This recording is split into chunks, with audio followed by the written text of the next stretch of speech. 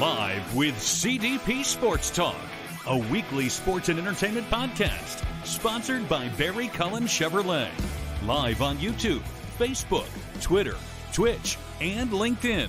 And on audio via Apple Podcast, Google Podcast, Spotify, Anchor FM, iHeartRadio, Amazon Music, Radio Public, and TuneIn. Now, here's your host, Chris Palme.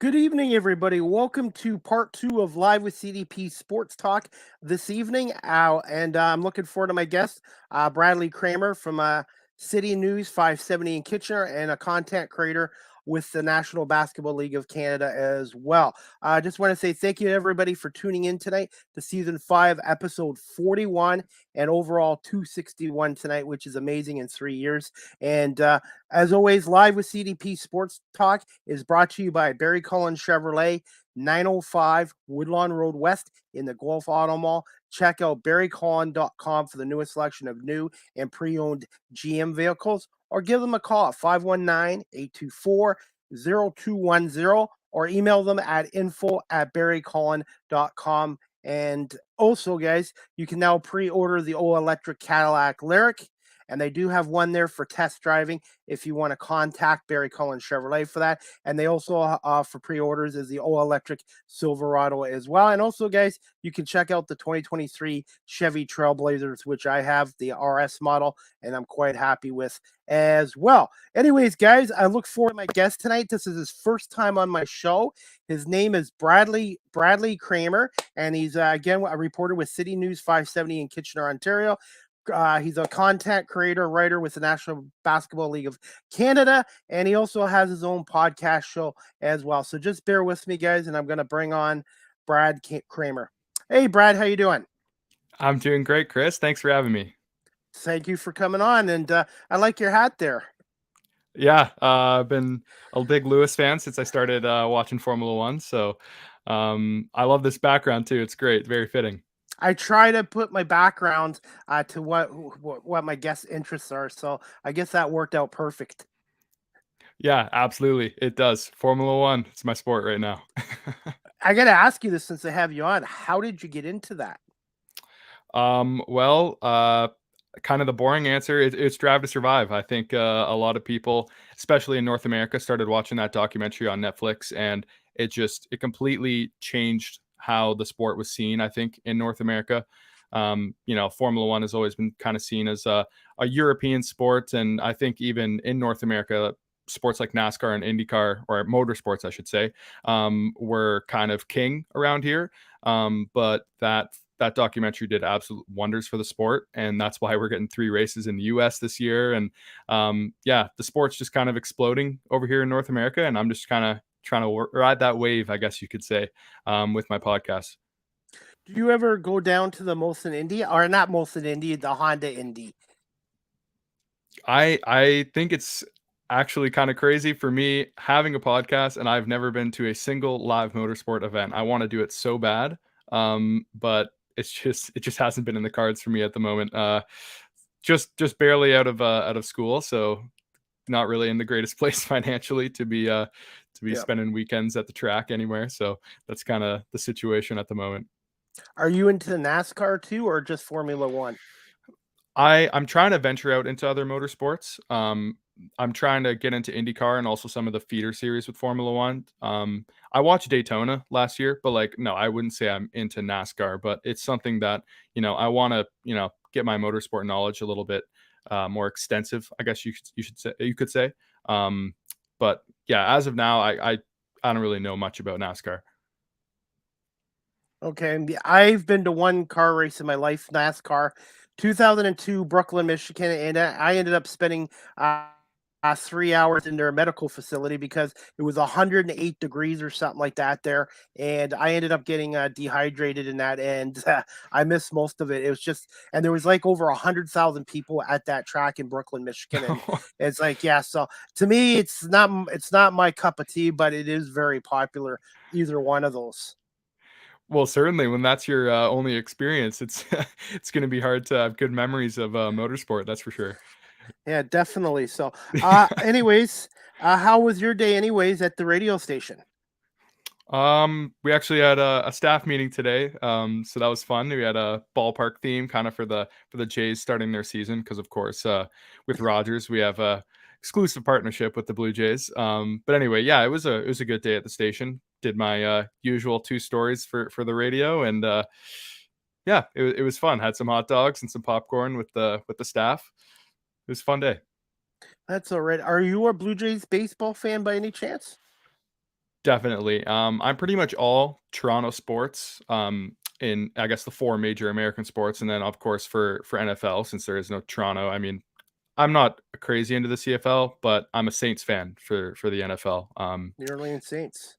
Yeah, I love Drew Brees. He's gone now, so it's a little bit different, but yeah, I'm still a Saints guy. Gotta ride with my crew.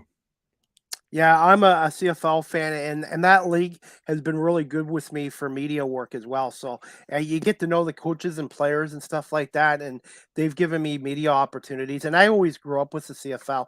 Back then, I loved the CFL, the NFL, college football, but it seems like today's generation is like you got to pick CFL or NFL, and that's it. And I keep telling people you can like the CFL, like the NFL, and like college football as well. No, absolutely. I mean, I just feel like I follow so many. I mean, you definitely follow more sports than me, but I already feel like I follow so many damn leagues. And just to I'm get at into 7 right CFL now. too is Yeah, I I'm know about it's 7 or 8, 7 or 8. yeah. So I guess if you include the NBLC, there's the Yeah, 2 basketball leagues with the NBA, and then yeah. NFL. I also love UFC. Uh, I F1 is my main sport, and I have to be like really on top of that. And then NHL, the 4 major American sports. I can't really get into golf either. I know the Masters is on right now, and that's just never been a sport that's interested me too much. Are you a golf guy? No, definitely not. Okay. Definitely not. I am now in the National Lacrosse League, the NLL, the Oh, National Lacrosse League. That league's yeah. been good with my media work as well. And yeah, I'm a huge fan of the league. The Buffalo Bandits Toronto Rock rivalry is one of the best in pro sports. And lacrosse, indoor lacrosse, they call it box lacrosse. I guess the outdoor is called field lacrosse, but box lacrosse is great. It's a combination of hockey and basketball, and I like the 30-second time clock in the offensive zone so teams can't just drag it out for a minute or two or whatever. So Awesome. Yeah, lacrosse is never even a sport that I've like taken the time to watch or follow at all. I might have to give that a shot. check it out. One of the guys I would contact on social media about it is Pat Gregor. He's with Coolback Canada and he's with TSN's Game of the Week of Lacrosse. Him and John Gerkler, the voice of the Buffalo Bandits, they came on my show as guests like yourself, and they started talking to me about the league, and I started asking questions, and I started watching. I'm like, hey, I like this. And then last year I went to a number of games live and did some media work, and the players, what I like about it, it's a fans league. It's like the CFL and it's like the NBA of Canada. The coaches, the players are accessible to the fans and the media. Yeah, that definitely helps, for sure. But yeah, you've had some pretty incredible guests on this show. I was kind of looking. My dad's a huge baseball fan, and I saw that you had Dan Shulman on here. My dad loves Dan Shulman, so I thought that Yeah. was pretty cool, that you've had him on this show.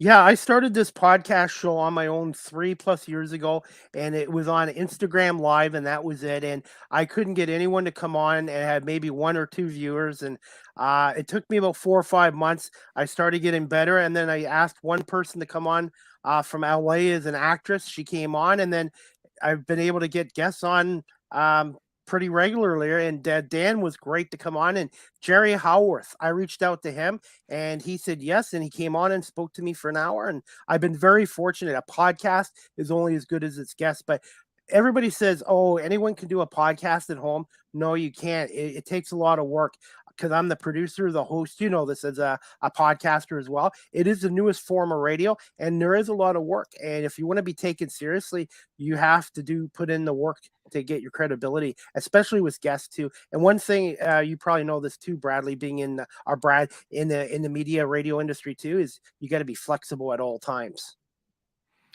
Yes, absolutely. Between my full time job at the station, and then creating content for the NBLC on their website. And then also, like you said, being the host, producer, everything for my podcast and my brand. It's a lot. Like you said, we know that better than anyone. And when you're trying to book a guest and this is the only time that works for them, you have to make that work. It's just your personal schedule fills in the other gaps. You know what I mean? So, yeah, you're absolutely right. Absolutely. And sometimes guests have to cancel it at the last minute. So the show's got to go on. So you have to learn how to think on your feet and improvise as well. That's absolutely right. Yeah, I've I think you are in a great spot where you do media with a lot of leagues. You have a lot of connections, and you're also a sports show, so you can go any direction. Where with Formula One, especially when it's not the biggest sport in Canada for sure, that's something that I've struggled with is to find guests for every episodes. I have some friends, and I've been really lucky to have Tim Haraney. He's the F1 analyst on TSN. He's come on my show a couple times, and maybe thinking of bringing him back on for the Canadian Grand Prix in June. But yeah, it's been difficult for me to find guests, and doing a show solo has its own challenges for sure. But yeah, I think you got a great thing going here. Thank you. And I'm also doing a monthly news show with an Andy Carroll Woolery, who's with Rogers TV as well, because I want to show radio stations that I can work with a co-host and I can do like local business, local news shows as well. Sports is my number one love, but I just want to try to do as much as I can and cover a little bit of everything as well. And that's why I love doing the camera side with Rogers and the University of Guelph too, so I can see the TV side of it as well as the radio side. Yeah, I think you're absolutely doing it right. That's kind of why I'm in news. Not that I don't like news. I love my job. But sports is my thing as well. And I'm just, working at City News 570 to get the experience that I am getting. It's been a really awesome 3 months so far. And I've learned a lot. But that's exactly what I'm doing. Kind of the same as you, is just trying to learn the industry, even though it's not in the exact field, if you will, of sports that I want to be in. It's still teaching me so much about just how a news story is created from scratch to the website or on the radio. That's one thing I love about this industry. There's something new to learn every single day, and that's what I like is the learning aspect of it. Yeah, no, definitely. I learned something new every single day, especially just being new to the Kitchener market. I mean, I'm from Stratford, which is pretty close to Kitchener. Yeah. So I'm somewhat familiar with the area, of course, but there's still just so much to know about the area as well, and so many people to meet. Oh, and that's another thing too. I'm meeting people that are your age or are in their 30s, 40s, 50s. So I've been able to work with people that are just in college or out of school, and then people that are my age or older. So nobody's really said anything or judged me by my age, and everybody's been really supportive in your industry as well, especially Lisa Drew too. Yes, she's great. Yeah, she's always one of the first people to say good morning when I get in, and she's helpful too. And every time you ask her questions, and she actually just brought some Conestoga College students around to look, and yeah, she is awesome for sure. But I could only dream to be as well connected as you. You certainly haven't discriminated against my age either. I'm only 23, but you're still having me on, so that's awesome. I work with everyone, and I want people to know when my show's on the air, Chris's show is diverse. It's not like, oh, Chris only has a certain group on, a certain age on, male, female. I will have anyone that wants to come on, and diversity is very important in this industry as well. And I just like to have a mixture of guests, and it makes for a great conversation. And hearing what I love about this is like doing camera work is the storytelling side of it. Yeah, so that's something that I got an introduction to, I guess you could say, when I was in college. But I've never really done any camera work like in the field, and that's something that I definitely need to get some experience doing as well, because um, the more versatile you are in this industry, the more valuable you are.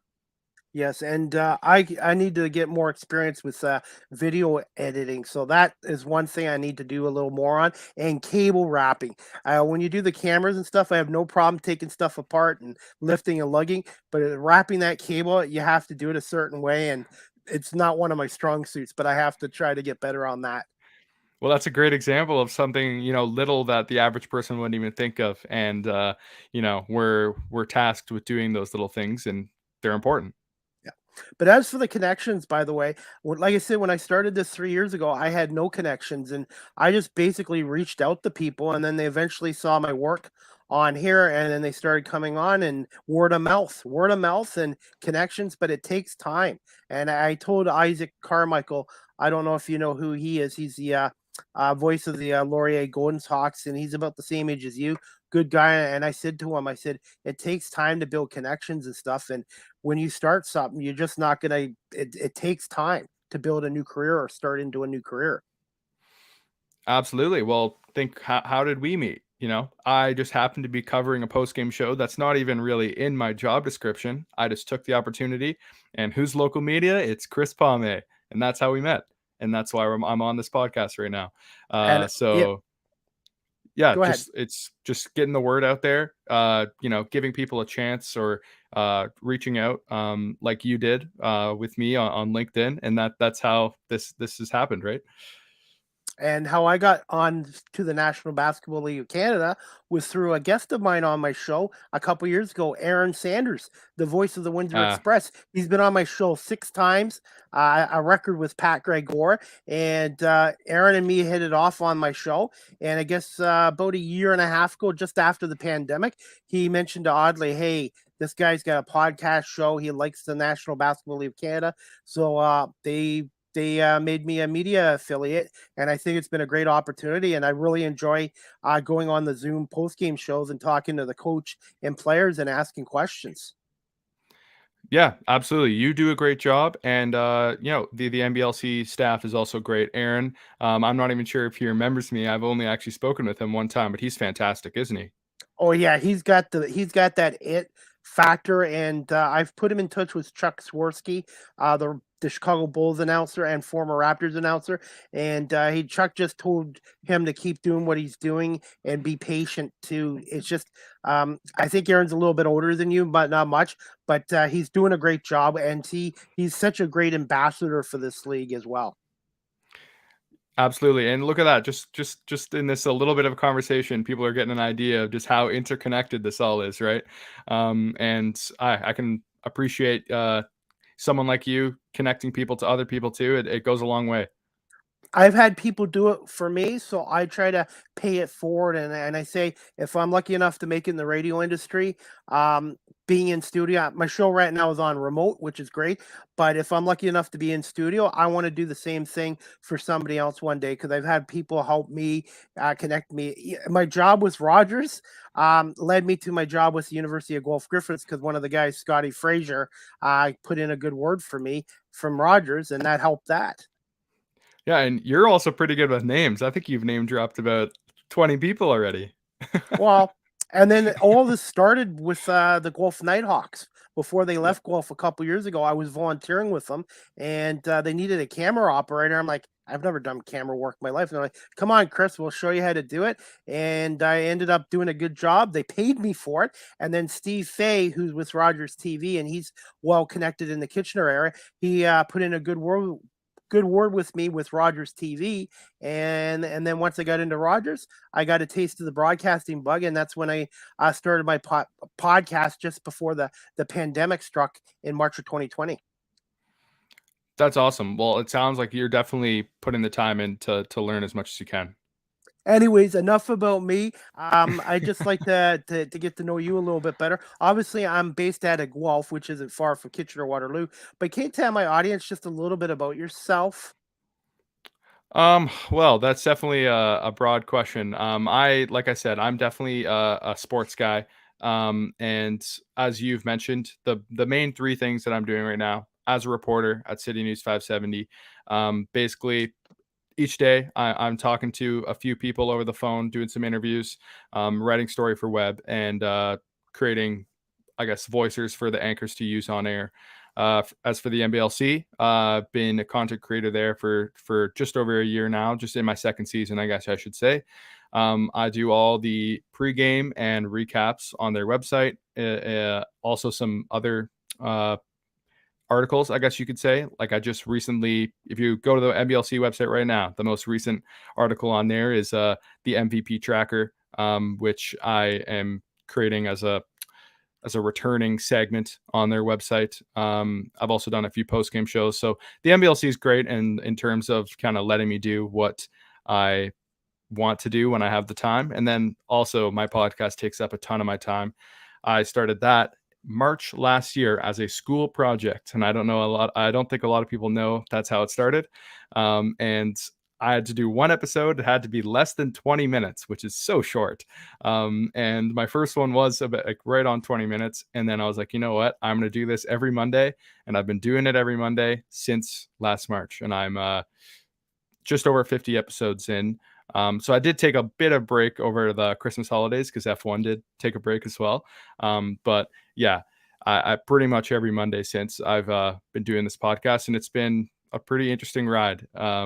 But yeah, I guess that's me. In terms of sports that I played, I guess I can mention that too. I played mostly hockey growing up. I was a decent basketball player, but hockey was more so my sport. I played AAA for the Huron-Perth Lakers for a few years, and then went back to my hometown and played AA Stratford Warriors, and kind of hung it up around when I was 16, 17, and just kind of decided to focus on school and try to make it in the media industry. Did you have a favorite number that you wore, and what was your position? So I was a defenseman. My favorite number actually was never made available to me. We always just had numbers 20 and under, and I 21 has always been my number. And since you bring up numbers, I think it'd just be funny to share this. Is my parents, both their favorite numbers before they even met was 22. My dad even has 22 tattooed on his chest. His name is also Brad, so that's why sometimes I go as Bradley. And I think it's funny that I just took to number 21 because it's the one under 22. So I don't know. I always thought that was kind of funny how it worked out. That's great. Hey, one thing I wanted to ask you about, who's your favorite Formula One driver currently? And as for the MVP, I saw your list. I got to go with AJ. As much as I like Jordan Burns, and I think Sam O'Connell's great. I think you got a great list of 5 guys there right now. Right now, I would go with AJ Mosby because he's really made an impact. I saw him play in the TBL with Albany Platoons. Got to know him there, and to me, I would give him the slight edge over Jordan Burns. But if Jordan Burns keeps putting up 45 points a game, then it might end up going to him. He's really stepped up his game this year for London, in my opinion. Yeah. Okay. Well, first, I'll address the NBLC MVP list that I came up with because I think it's an interesting take. You know what? AJ Mosby for MVP. I get it. If you think he's been performing better than Jeremy Harris, then I think he has a perfect case. The reason why Mosby was down to number 4 on my list as opposed to higher, I guess you could say, was just because I felt that Jeremy Harris has been really the one leading the scoring for the Sudbury 5, and AJ Mosby is a great argument. I can't deny it because Sudbury has a dynamic offense, and their numbers across the board are phenomenal. AJ Mosby also shoots incredible percentages, and he is kind of the one since Jalen Bland left Sudbury. Of course, he's been kind of the one captaining their offense. He's been the floor general for them. So everything has started with AJ Mosby, and when you have an offense clicking like that, I get the argument. I just think Harris, the amount of points that he scored more than everyone else in the league, and from game 1 has been dominant as a wing. I think it's just hard to argue against what Harris has done so far. And because Mosby's on the same team as Harris, I just felt that if I'm putting Harris number 1, it's hard to say, okay, well, Sudbury, it's one of those 2 that's the MVP. So especially with what Jordan Burns has been doing. So yeah, he's kind of been like the one player on London Lightning that's been consistent because they've just been through so many injuries and whatnot, and they're still up there. So I felt Burns had to be a top 2 candidate. But I think it's interesting that you're picking Mosby, and I almost questioned my own list, and maybe I should have had him at 3. I guess I got a bias because I got to know him when he played for Albany, and I think he's a good, solid all-around player. And Sudbury right now is really playing well offensively. My only concern about them going into the playoffs is their defense. They can score. They're the best offensive team in the league, obviously, and they can score. But in the playoffs, um, defense usually wins championships, and I that would be my would give London the slight edge based on their championship experience. And I believe London is probably the number one team defensively in the league right now in the NBLC. I'm with you. I think London is definitely the best defensive team, and come playoff time, that would make me nervous because, Sudbury Five's kind of route to a victory right now is through a shootout. Every single game for them has to be scoring a ridiculous amount of points, and they can do that better than anyone. Don't get me wrong. Their offensive firepower is something else, especially adding Mosby, who, I mentioned in that article, had 37 points against last year's Lightning, and last year's Lightning was lights out, especially on the defensive end. So to come in and drop 37 on London last year is exactly why I think Sudbury 5 probably, tried to recruit him. But yeah, what was I going to say? Yeah, London's defense is just next level, I still think. It's just that I think with all their injuries is why their record's probably still not above Sudbury. But yeah, what Sudbury's done, adding Mosby and Curtis Hollis, I think is kind of just makes them a dangerous offensive punch. And, they're going to be hard to put out, but I would probably be with you, and I'd probably back London in a series in the playoffs. Well, we'll talk a little more about the NBLC before we wrap this up as well, because I do have a few other questions about your career I wanted to ask you. And Brad, can you just tell my audience, where did you attend school, and did you have a mentor or mentors when you were in school? Good question. I also realized I forgot to say my favorite Formula One driver is Lewis Hamilton. He's on the hat. So I'll get that out of the way. But yeah, where did I attend school? I went to Fanshawe College. And interestingly enough, I'll just quickly throw this in there too. I actually didn't know what I wanted to do right away. And I took an electrical engineering course for 2 years. And I even have my diploma in my room. Wow. But I decided, you know what? I don't know if this is what I want to do. So I took journalism at Fanshawe the next year, did 2 years there, and decided that this is definitely the route that I want to take.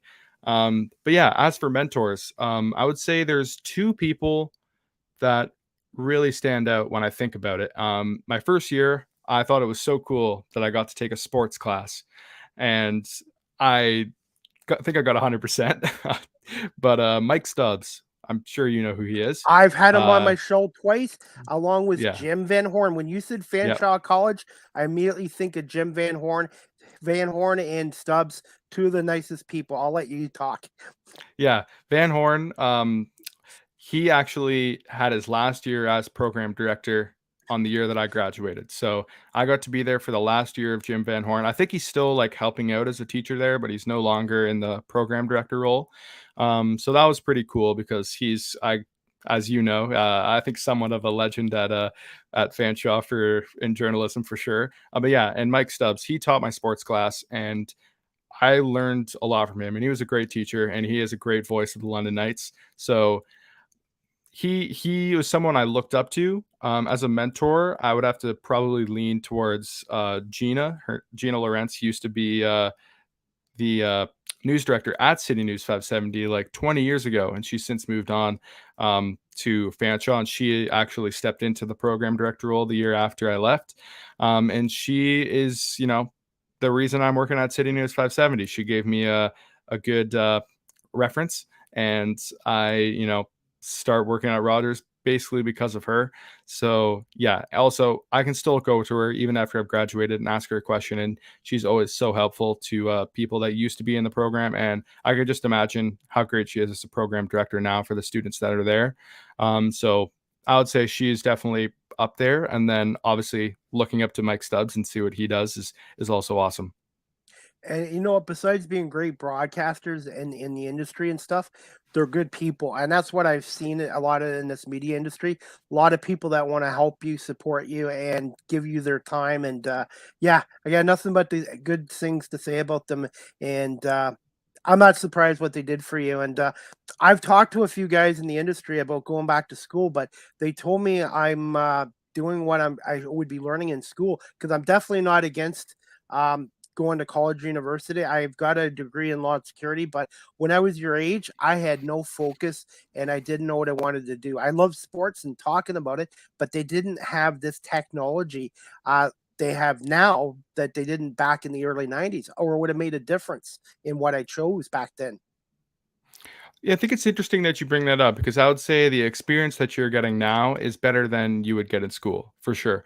But there are little things that, people like Mike and I had some other great professors as well, that have experience, and you can always learn from them. Tying it back to our conversation earlier, there's always something to be learned. Um, and in terms of you saying you need to work on video editing, like that's something that you would definitely get a taste of. So of course there would be things to learn if you went to school, but I would say you're getting some pretty fantastic experience right now, and I don't think you would need to take school. Your resume would already be pretty fantastic. And the best thing about this is I've had some college students come to me for advice, which is hard to believe, and then I've gone to them and picked their brains too. So I besides doing talking, Brad, I also like to listen to others that have been in the schooling industry part of it, or they haven't, and just pick their brains about stuff as well. And to me, listening is just as important as speaking. Absolutely, you have to have an open mind to be able to absorb the information that you get to. My dad said to me at a young age, be a sponge, especially when you're around people that have a wealth of experience in their field. So, yeah, I think you're absolutely hitting the nail on the head when you say, you got to be a listener, especially in this industry. Doing interviews, that's what you got to do. You got to be a listener first. So, yeah, you're right. And sometimes, hey, you as a podcast host, you can prepare questions, but sometimes you ask a guest a question, they can give you the answers to two, three, four, five, six questions. And the best advice I've gotten from guests on here, Eric Smith and Chuck Swirsky from the Bulls, and Eric Smith from the Raptors. When I first started this out, I had everything scripted, everything written down. But Eric told me talk to the guests like you're at a donut shop or at an arena. The natural conversation is the best. It's okay to write points and notes down, but just have a natural conversation with your guests, and it'll make your show even better. And I thank Eric Smith for that advice. No, you're absolutely right, and that's still something that I'm working on to this day, especially in news when I'm talking about a topic with someone who's like an expert in whatever field. And it's hard to sometimes just have a conversation when I'm not as knowledgeable in that field, and that's why you have to listen. Like for example, I just interviewed the head of physics and astronomy at the University of Waterloo because of Jeremy Hansen, of course, being the first Canadian. He's going to be venturing into deep space, and talking about him, someone who is obviously very passionate about astronomy. And this announcement is so exciting for him. And I might not necessarily, I'm not an astrophysicist, of course, right? So you really have to listen to him and just try to get the emotion out of him in an interview, and that's what makes a great interviewer. Like you said, it's the listening, and just kind of knowing where to go next with your question is important too. It's not always going to work out when you write it down. Absolutely. And I had a guest on Monday. She's a celebrity chef, radio host, TV host, well known author of 11 books. And I don't know a lot about publishing books, but she told me stuff I didn't know about. And it's the learning part of it as well. And I love having guests from all different various industries, because I'm constantly learning. And I've never had a guest snap on me for asking a dumb question. They just want to answer my questions. And I just the storytelling part of it. I love it. And yeah, and like I said, I'm just trying to branch out from just all sports talk as well. Yeah, no, and I think that's a good idea because uh, talking to other people in interests outside of sports, because you and I are probably the same. We can have a conversation like the one we're having, if it's about sports, with anyone. It can go in any direction, and you're comfortable. But going outside of your comfort zone is also a huge part of learning. So I think you're doing a good thing talking to someone like that. Yeah, I've stepped out of my comfort zone for the last 3 years, and there's times where I've done something I've never done before, directed a sporting event or done graphics replay. But when people take the time to show you what you need to do and they encourage you, that's the only way you're going to learn in this industry is to step out of your comfort zone. And sometimes mistakes do happen, and you just have to learn from mistakes and move on. Yeah, that's right. I just what did I do recently? I covered a fire in Cambridge. It was my first ever doing a live hit from the scene, and my second report, I guess, from the fire in Cambridge, I, stumbled a couple times. And then it was kind of like a snowball rolling down the hill. It just kind of kept getting worse. And then I was playing with my levels because they were all messed up. And one of my anchors, Mark Douglas, just sent me a text and he's like, "Hey, no worries, you didn't sound that bad. Just get the next one." And then the next one is the one that I saved for my demo. And I did like 6 more live hits after that. The one after I screwed up was my best one by far. So And you're doing right. reps, the more you do something, the more you'll build your self-confidence up as well. Absolutely, and that's why I've loved my job here so far at 570. Just getting all those experiences and getting reps and doing different things is, like we talked about earlier, just making me a more versatile journalist, and that's where you get your value. Absolutely. Now, I wanted to ask you this as well. What was your first job in the media industry, and were you a little bit nervous at first? So my first job, like real job, I would say, was working at 104.7 Heart FM in Woodstock. And I was a bit nervous, of course, going on the air for the first time. Even though I got a pretty good experience doing that at in London because they have the student radio station, which is, you can listen to that in your car if you want. But it didn't feel exactly real until I got to Woodstock. Also doing my first interview there was interesting. Even little things like leaving your first voicemail, just like call us back at this number. Like I was like, oh, what's our phone number? So just little things like that can even be a little bit nerve wracking at your first job. But I did other like freelance stuff. Like I wrote for a Facebook page for a while. So if you it's kind of like a first job in the media industry as well. And working for the NBLC, I did that before Woodstock. So I got pretty good experience doing some other things, even if it was volunteering, before I had my first real job in the industry. But all those things, going out to a scene for the first time, doing a first in-person interview, all of it was nerve-wracking, but I already feel like I'm much more comfortable doing those things because like we said, getting in those reps. One thing I wanted to ask you about is after the pandemic subsided, I started doing live interviews, and I'll tell you, I as much as I love doing it virtually on here on my podcast, there's nothing beats doing a live interview with somebody because you can't script everything. You have to think on your feet, and it's just totally a different experience than doing it virtually, which is great as well. Yeah, you're absolutely right. I've never done a sports interview with someone in person. I've only done news stuff since working at well, I guess I did some stuff in Woodstock too, but yeah, like doing those things can go awry. Things can, someone can go on a tangent and then a news story even pops out of their answer and you're like, "Oh, I have to recognize, this is also big. I didn't even know about this. Tell me a little bit more about that." So, yeah, it's definitely thinking more on your feet where if I wanted to, I could have had every single, obviously you're interviewing me, but you could have had every single question you want to ask me written down if you want, have it on a separate tab, and you can be fully prepared. Where in person, it doesn't look right when you got a pad of notes and be like, okay, this is the Yes. next question I want to ask you, right? So Yeah. it's completely different.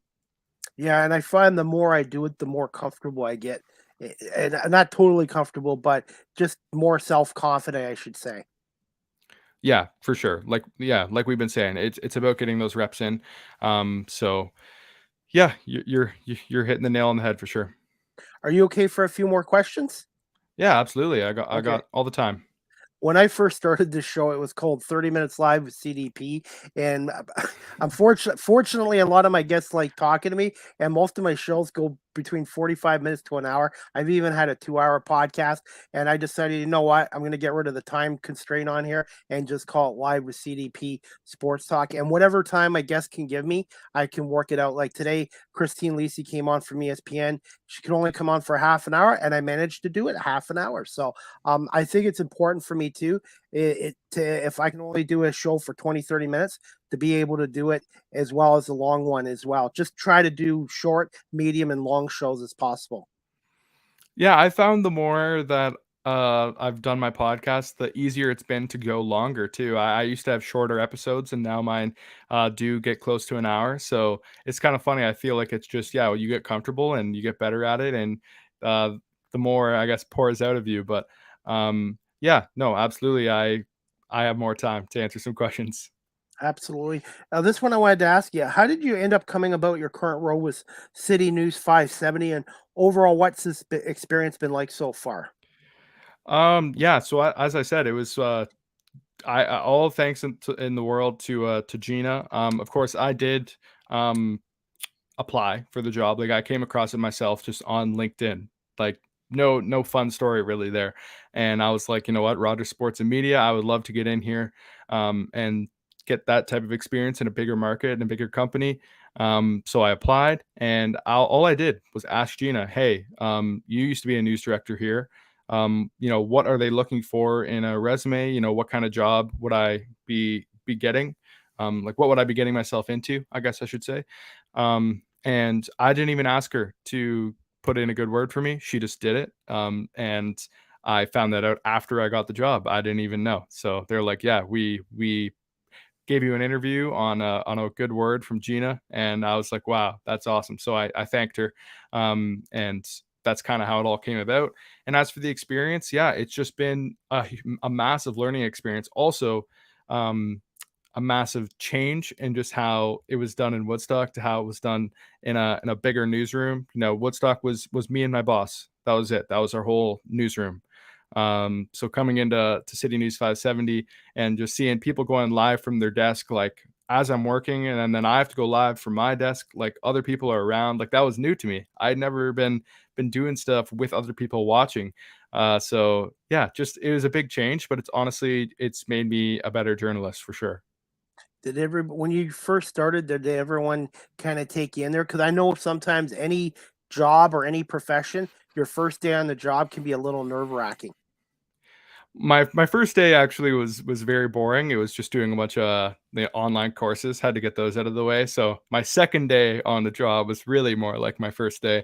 And everyone there has been very helpful when I ask them a question. They're always like, even if they're very busy, just give me 1 second, and then they'll come right over and help me out. So now I'm a little more comfortable, and we even have a new hire, and I've helped her out. So it's kind of like a pay it forward type of thing going on there. And yeah, the people are great. This leads to my next question I wanted to ask you as well. What is a daily day like as a reporter with City News 570? And so far, what has been your I rewarded this, most memorable story and interview you've done in your career so far? That second one, that's a great question. I'll need to think about that. So as a reporter day to day, I basically once I show up to work, if I don't already know what I'm doing, I can talk to my news director, who's always great, and actually is a sports guy himself. So that's great. We can talk about that. But he will have something on the go for me already, or I'll just know what I'm doing. It's kind of just we know every day whether what it's going to be. But also as a reporter, I would say the biggest thing is that your day to day is very different. It's not always the same. Sometimes I'll be getting sent out to a crash to take some photos and talk to anyone who's a witness. Sometimes there's a standoff going off at a motel. That was something I was at recently, tweeted from my account, and just trying to talk to people in the area, get some photos, see what's going on, talk to police. Or sometimes I'm just back in the studio and I'm writing some fun stories about a local reaction to Jeremy Hansen going to the moon, like just stuff like that, right? So it's different every day, and that's why I love this job. You're never doing the same story over and over and over, unless it's maybe around election season or something. But yeah, that's kind of what it's like day to day. Now, my best and most memorable interview at CityNews 570 or in general? In general, so far in your career. Okay, well then, yeah, I'd say it's got to be sports, and it's one of two, and they actually both work at TSN, which is funny because I'm actually a Rogers guy now, which is Sportsnet, as you know. But both these guys at TSN, Tim Hauraney, I've mentioned already, the F1 analyst. I've interviewed him twice, and he has been fantastic. Kind of like what you said, the lady, I forget her name, but she said she only had 30 minutes. Tim gave me the same restriction. You know, he had to get going. He had 30 minutes. And then even after the interview ended and he had to get going, I was like, hey, if you have 1 second, I'd love to just get a piece of advice for you, like off the record.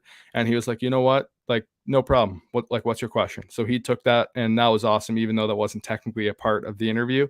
But also Matthew Shinetti. I talked to him as a school project, very young, and honestly, it's been very influential on my career just through that 30-minute conversation that I had while I was in school. Nowhere near as good as interviewing as I am now. And it was still very special just because I learned so much from him. And yeah, he taught me just a lot of things, just like, you know what?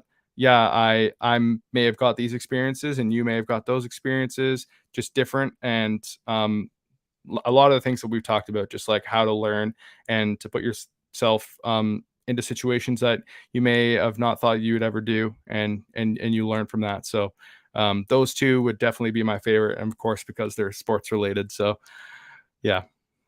Good stuff. And one thing too is you can't really learn this, but people skills. If you don't have people skills in this industry, you're not going to make it long term, in my opinion.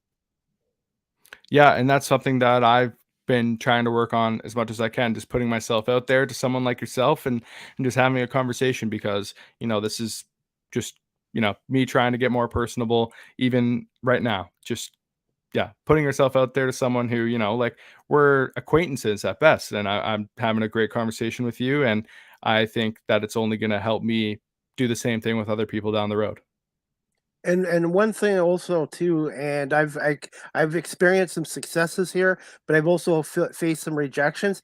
Don't take the rejections personally. Just use it as motivation, and then maybe try to learn from it and to keep going forward. Don't let it stop you. Yeah, no, that's great advice. I appreciate that. And I've learned that myself. And I do think my past career has sort of prepared me for this, because my past career, I had to deal with a lot of people. I had to interview people, speak to people, put myself out there. In a way, I think I'm more prepared now than I would have been in my 20s. So things happen for a reason as well. That's right. Yeah, and I think that's that doing electrical engineering for 2 years also, you know, made me realize that maybe this isn't what I want to do. And I always had dreams of being a sportscaster, and I didn't pursue it. And then in the end, I gave it a go, and look at me now. Okay. Just got three more quick questions for you. You still good for a few more minutes? Yeah, for sure. Okay. We'll get back to the National Basketball League of Canada. What are your thoughts on the league as a whole and the long-term visibility of this league, which is in its 11th year, but down to 4 teams after the pandemic? Wow, yeah, that's a tough question, because I wouldn't say I'm that integrated, even though I'm on the staff. I'm not learning strategy. I mean, I'm in discussion with the director of marketing all the time, but um, yeah, I think 4 teams, you know, what they're doing with the TBL is really smart, because 4 teams is very challenging, and I think especially when you look at the CBL, that I don't know how many teams they have. They have a ton, and I think that is maybe hurting the NBLC a little bit. Just the fact that, you know, it's called the National Basketball League of Canada, yet all the teams are in Ontario. So I think that's definitely something that's being looked at. Like I said, I don't know. I'm not in the I'm not that far up in the league where I'm in the strategy meetings and whatnot. But I do know that the people in the league care about the league. The people, you know, that work for the league too, like, they care about the league. And the product on the court right now is fantastic. So I think that's a great platform to work from. And, you know, they're still in the rebuilding phase. I know that for a fact. The pandemic definitely was not a good thing for the league, and the fact that they were even able to stay afloat, I think says a lot about, you know, the character behind the scenes. So I think they have a great platform, but there's still some things that need to be addressed, I think. But I'm not an expert. I don't know how to run a league, so Yeah, unfortunately, I said for years they should have tried to emerge with the CEBL, but their game is a little different from the NBLCs, and I think there just would have been too many logistic issues. And to me, right now, the CEBL is more focused on major markets, and that's why this I'm going to bring this up about the Titans. They have a great opportunity with their new owners now to market this team, not just for Kitchener Waterloo, but Cambridge and Guelph. Between Kitchener Waterloo, Cambridge, and Guelph, you're looking at what, 700,000 people. So this market has only got one pro basketball team in the Kitchener Waterloo Titans. And this leads to this question: what are your thoughts on the new owners of the Kitchener Waterloo Titans, David and Kate Schooley, who I've spoken to and have met, and they seem really sincere about trying to get this franchise to be long-term successful in that area? Yeah, so I've never met Kate, to be honest, so it's hard for me to speak about her. But I have interviewed David. I wrote an article about their home opener, which I saw that you were at, which was great. Um, and yeah, David was awesome. The fact that he gave me time to talk about the team, I think shows that he really cares. He has a very interesting goal for the team, to try to make it community owned.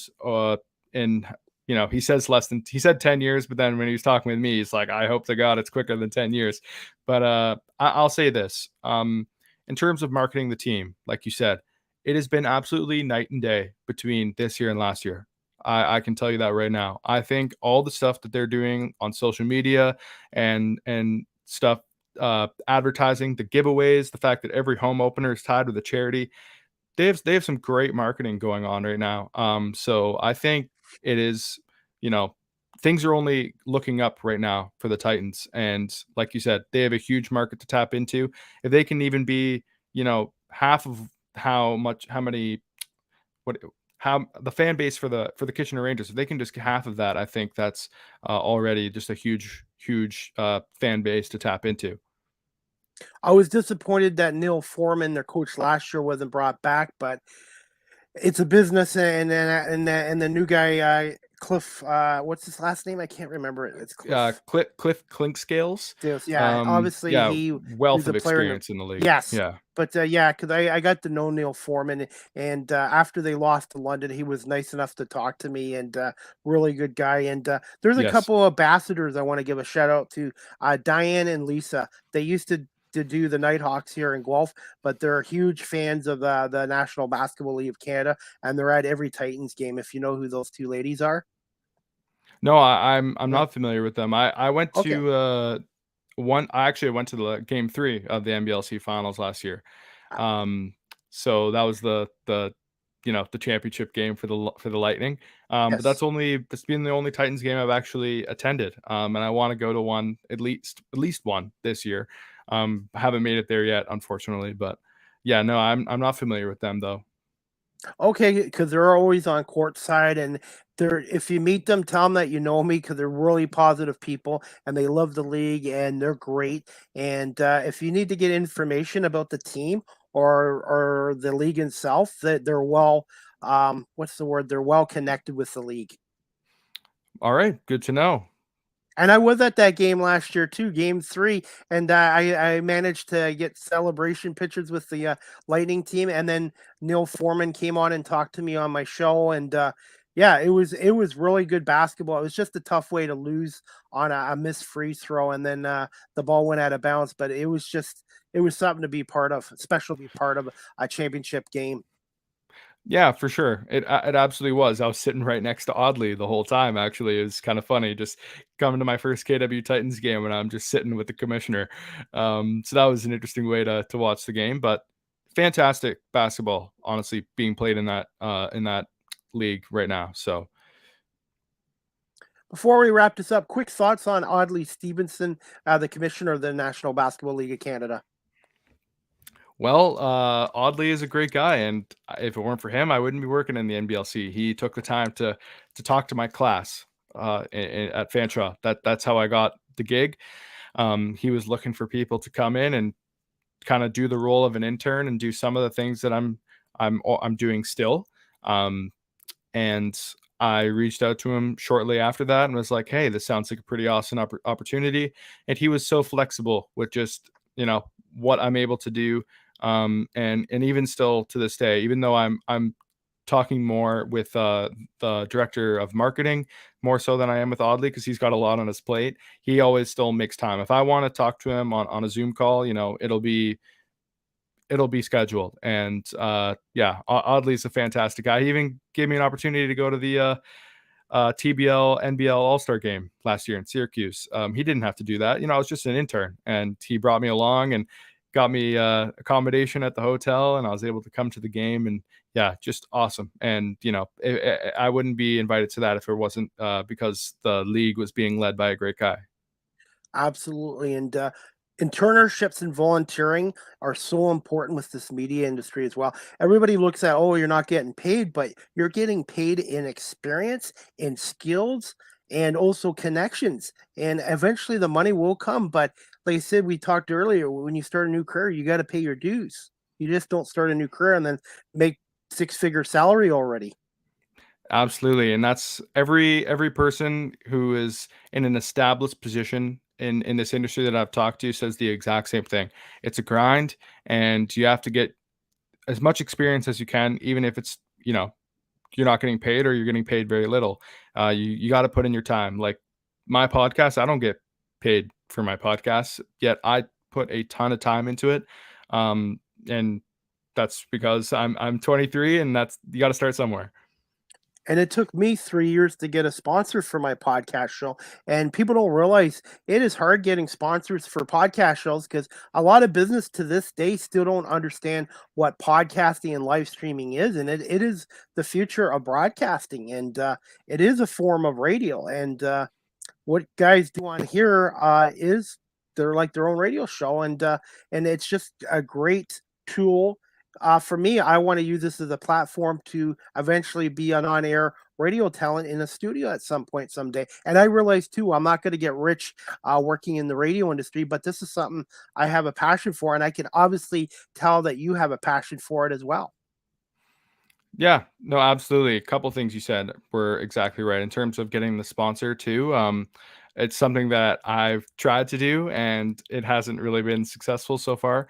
But yeah, there's the difficulty in getting companies to understand the opportunity they have in sponsoring a podcast. But then there's also a ton of competition. Even in Formula One, where I'm trying to kind of my podcast is called Break Bias, and I kind of market it in a way where it's like I'm the Canadian Formula One podcast, because there's so many overseas. There's still a ton of competition to go up against, even when I'm trying to be a little bit more niche, right? So yeah, check out my podcast though. And that leads to my last question, Brad, here. Where can my audience find or follow you on social media? And where can they normally listen to your podcast show, Break Bias? Is it also like mine, like a video and then audio podcast, or is it strictly an audio podcast only? So first of all, thank you so much for giving me the opportunity to talk about the podcast. That means a lot. And I guess to partially answer your question, I am on video now. For the longest time, I was audio only.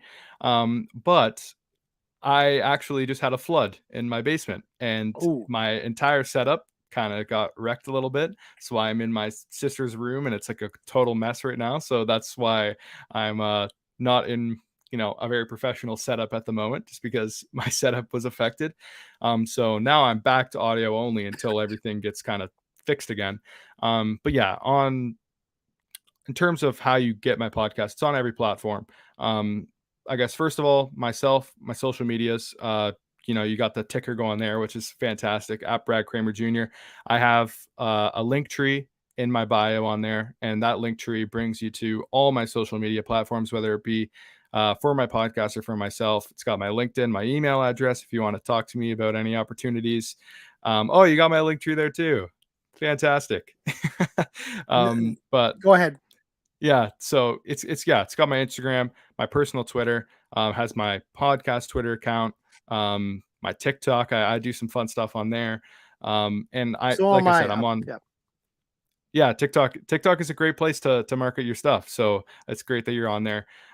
So yeah, I would say definitely, go to my Twitter, I guess, if that's the easiest way. Check out my link tree, and everything on there has it has everything on there. Sorry.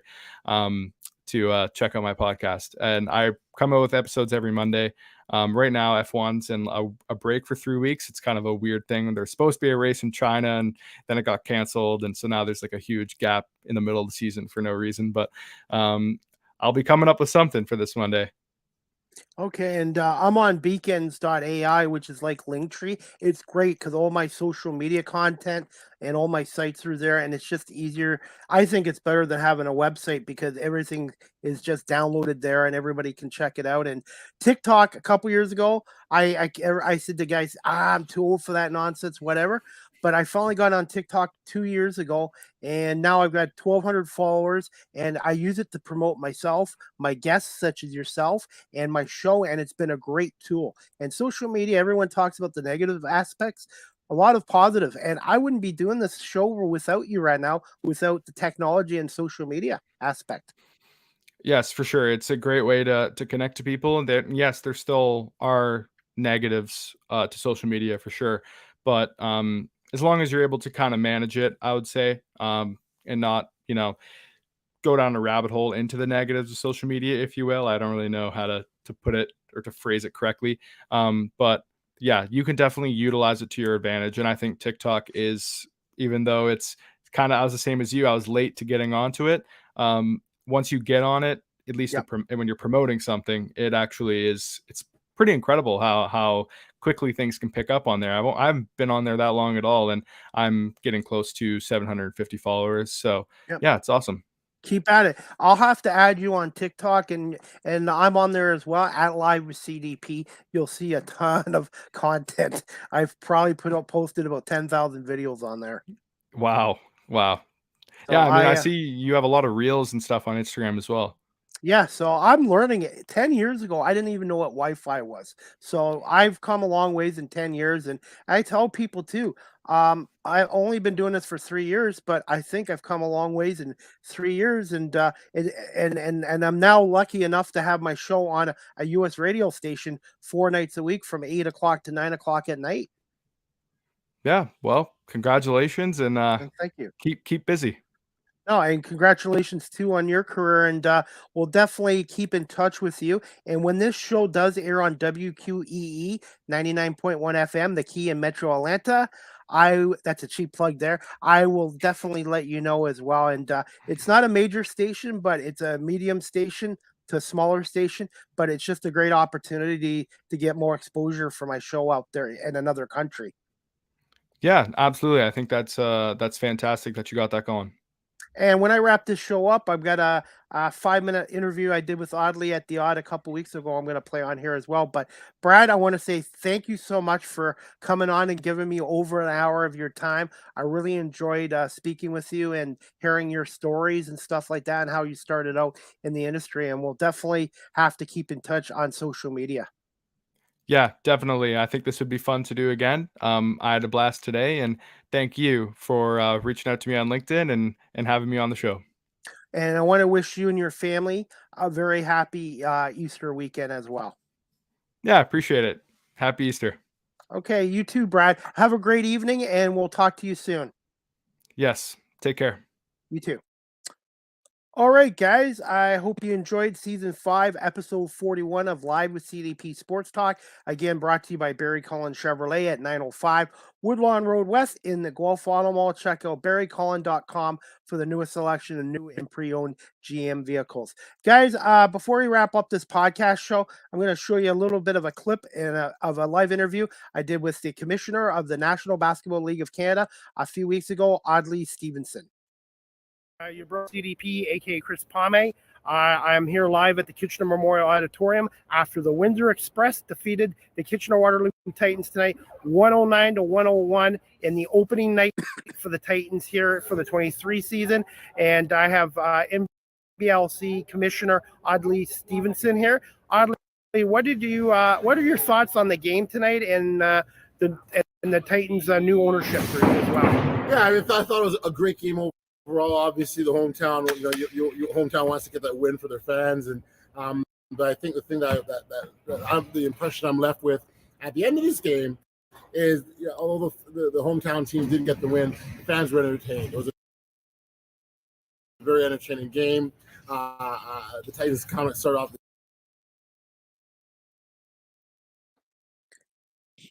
Technical difficulties, guys. Just stand by here. It just froze for a second. Just bear with me. The joys of technology. Slow, but they battle back. And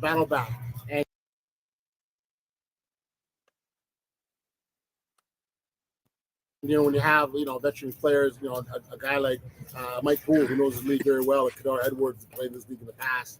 They were able to battle their way back, and Junior Cadogan, veteran point guard, long time in this league. It was really nice to see. So and then again, they had to leave at the half, right? So it was a really entertaining game overall. Third quarter, that's where we saw things sort of change a little bit, and then at the end of the game, they made it entertaining again, made it interesting, but they weren't able to pull it out. But again, overall, as a fan, you saw this experience, you saw the game, and you're entertained. And as a league, that thrills us because you want people to leave feeling good about what they just saw, win or lose, and so we're pleased about that. The Schoolies, I think they're doing a fabulous job. Dave and Kate, their heart is definitely in this and in the right place. They have plans to make this about the community, make this a community owned team, and they think they can do that. I'm confident in what their plans, what they've shared with me, and how they want to go about doing things. Very much so is really the case, and we're seeing it now. And I think that the first home opener, they got their feet wet, so to speak. You got a game coming up on Saturday night. And that'll be a really good test for the organization and all the efforts to come to fruition. So, yeah, we're thrilled with what they've done. I think they've done a great job overall thus far. Overall thoughts on the 22-23 NBL of Canada season so far? Well, hey, it's entertaining, right? We're getting started. Things, if we sort of look at where we were last year to this year, I think we're slightly ahead with respects to certainly the level of energy. I think last year, coming out of a pandemic season, you weren't really sure what you were going to get in totality. But now that we're here, we're like, okay, this is what it is. And so now this year, running full steam ahead. I think the level of competitiveness is quite high. I think fans have been really engaged. As a league, we're doing a lot more to capture some of the things that we're doing and the way we present and a lot of video content that we're creating. We're putting a lot of efforts to increase what we're doing, and overall, just really pleased where we're going and excited about the future. The last question for you, Audley. Overall thoughts on the partnership with the Basketball League? Yeah, it's great. I think it's worked well for both sides, but more importantly, it gives our fans a new flavor. It gives an opportunity to see more teams from the U.S. And I think I believe we slightly reduced the number of games that we're having as a TBL this season, but overall we're happy with happening. Again, Dave Magley is a personal friend of mine who I've known for a very long time. So it's really easy to work with people that you like and you respect and you care about, and it's vice versa on both sides. So we're really pleased with it so far. Okay, and for those fans who are watching this and have never been to an NBL of Canada, National Basketball League of Canada game, what would you say to them, and why they should come to a live game? I've lost track of the number of people who I personally challenge to come to a game and not enjoy themselves. You can't help it. It's great energy. It's lots of action, and I've had non-basketball fans walk away going, "Man, this is an incredible experience." So I'd say, I'll challenge you. Come on down. I'll sit courtside with you and check out the game, and I'll tell you, you will be entertained. You'll enjoy yourself, and more importantly, you'll want to come back for more. Okay, and where can my audience follow you or find you on social media? Sure. Well, first off, NBL Canada, our league is on Twitter, at NBL Canada. Instagram is official NBLC. Of course, our website is nblcanada.ca. Myself personally, I'm at the Oddman, TheAudman. And again, I'm all things NBL Canada. Follow, like, share, engage. Absolutely. I like to engage social media as much as I can. And yeah, again, I appreciate the support. And thank you, Chris, for being such a supporter of our league. Well, thank you to Aaron Sanders, too, because I hit it off with him and he put in a good word for me. And I'm just really glad to be a part of this league as a media affiliate and look forward to covering more games this year and hopefully being able to get out to Windsor, London, and one day Sudbury as well. Sure. Aaron's a good guy. And yes, I would encourage you, if you can get out there, by all means, you'll have a lot of fun. Definitely. Again, thank you, Audley Stevenson, the commissioner of the National Basketball League of Canada, for coming on tonight, and we'll definitely keep in touch with you on social media. Safe travels home. Thank you. Appreciate you, Chris. Thanks. All right, guys, that clip was courtesy of my YouTube channel. Please subscribe. Chris Palme, live with CDP Sports Talk. Thank you to Audley Stevenson for that interview as well. And you guys can check out their website, mblc.com as well, and or the MBLC TV as well, when you can catch games. And they do a great job with their online streaming service as well, guys. As we're going to wrap this up, guys, my next live with CDP Sports Talk by Barry Collins Chevrolet and on WQEE 99.1 FM, The Key in Metro Atlanta, will be Tuesday, April 11th at 1 p.m. Eastern with my guest, Sarah Sad. She's a host and associated. I'll go over again. Sarah Sad.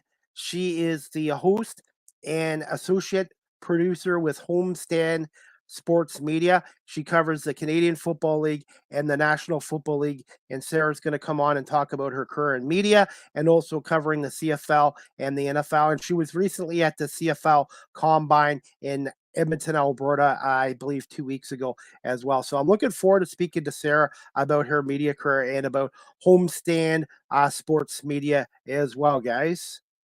And also, guys, live with CDP Sports Talk, weekly sports and entertainment talk show hosted by yours truly, Chris Palme, is on weeknights at 8 p.m. Eastern on WQEE 99.1 FM, The Key, the home of Southern sports and talk, the heartbeat of Atlanta. And I want to say thank you to Ryan O'Neill for giving me an opportunity to have my show on his network out in Georgia as well. And you guys can check out the website at WQEEFM.radio 12345.com as well, guys.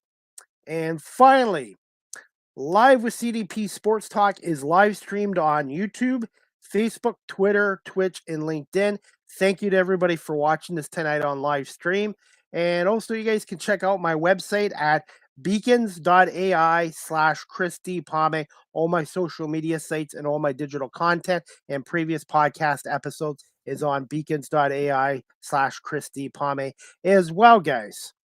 Finally, live with CDP Sports Talk, again, is sponsored by Barry Collins Chevrolet at 905 Woodlawn Road West in the Guelph Auto Mall. Again, check out barrycollin.com for the newest selection of new and pre-owned GM vehicles as well.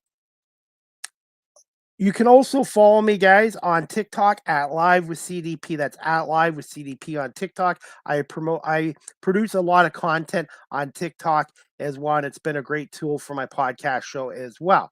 For some of you watching, StreamYard is the official live stream provider of Live with CDP Sports Talk. If you're into webinars or into podcasting, I would highly recommend StreamYard. Great customer service, great product, and it gives you a professional look to your podcast or your webinar that you're doing as well. Live with CDP Sports Talk is produced by CDP Media Productions here in Ontario, 2023. And finally, Live with CDP Sports Podcast is the audio version is available on iHeartRadio, Amazon Music, Google Podcasts, Anchor FM, Apple Podcasts, Breaker, Pocket Casts, Radio Public, Spotify, Castbox, LinkedIn, Stitcher, and tuned in and weeknights at 8 o'clock again on WQEE 99.1 FM, The Key in Metro Atlanta as well. Also, guys, you can email Live with CDP Sports Talk at cpalme19@gmail.com, or you can text the show at 519-820-7188 as well. And please consider subscribing to my YouTube channel as well. And that's about it, guys. I want to say thank you so much again to Christine Lisi for coming on this morning and to Brad Kraemer for coming on this afternoon or for this evening. And I really appreciate everyone watching this on live stream and audio platforms, and again on WQEE 99.1 FM in Metro Atlanta. And I hope you guys all have a great evening, great weekend. And for some of you, I wish you everyone a happy Easter weekend, Good Friday and Easter Sunday and Easter Monday as well. So enjoy, whether you celebrate Easter or not. Happy Easter to everyone, or enjoy the holiday weekend as well. And I hope you guys can tune in to season 5, episode 42 of Live with CDP Sports Talk, Tuesday, April 11th at 1 p.m. with my guest, Sarah Said, host and associate producer with Homestand Sports Media. And we're going to talk a little CFL and NFL with her as well. So again, thank you to Christine Lisi and Brad Kraemer for coming on today, guys. And I hope everyone has a great rest of the evening and holiday weekend. And we'll see you on Tuesday, April 11th at 1 o'clock with Sarah. Have a great evening, everybody. Again, thanks for watching Live with CDP Sports Talk, brought to you by Barry Cullen Chevrolet.